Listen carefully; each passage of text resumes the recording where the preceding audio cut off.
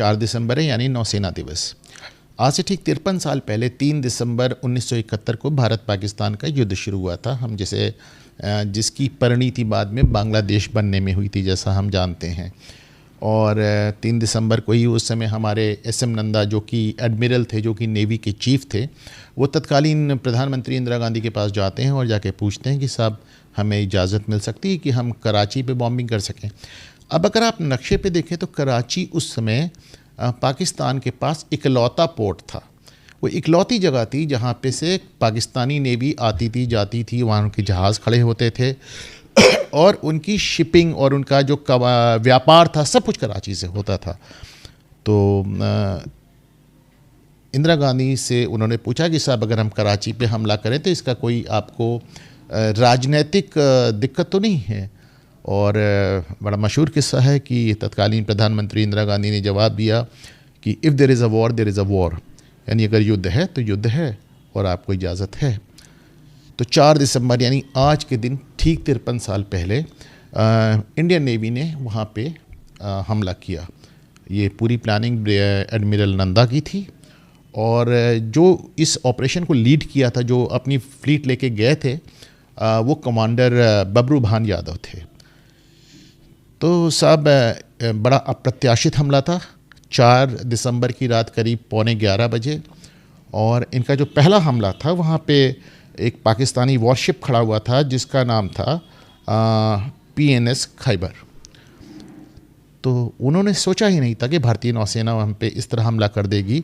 और जब मिज़ाइल्स मारी गई, अच्छा नेवीज़ द्वारा मिज़ाइल्स का इस्तेमाल इस तरह का युद्ध के दौरान ये पहली बार इस रीजन में हुआ।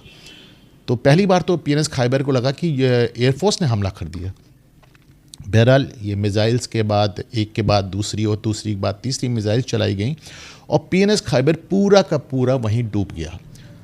222 नौसैनिक, पाकिस्तानी नौसैनिक उस पर सवार थे, एक भी नहीं बचा।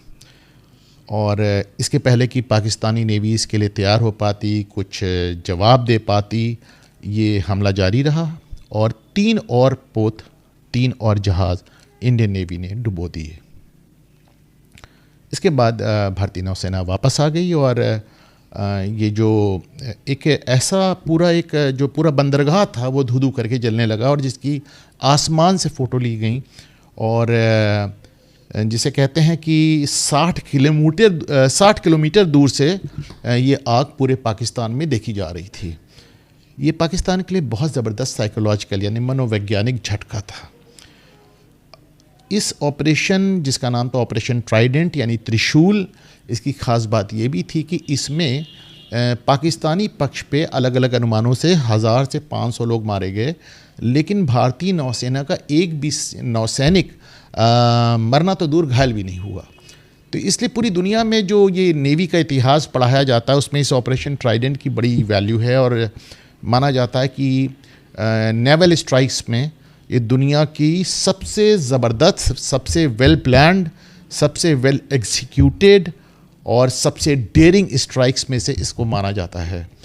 और बाद में कमांडर यादव को परमवीर चक्र मिला इसके लिए और हमारे एडमिरल नंदा को पद्म भूषण मिला। और कराची की ये जो पूरा बंदरगाह था पूरे युद्ध के दौरान फिर ऑपरेशनल नहीं हो पाया और पाकिस्तानी हार की बहुत बड़ी वजह भी बना। ब्रिगेडियर नंदा वही हैं जिन्होंने बाद में वो अपनी जीवनी लिखी थी, the man who bombed Karachi.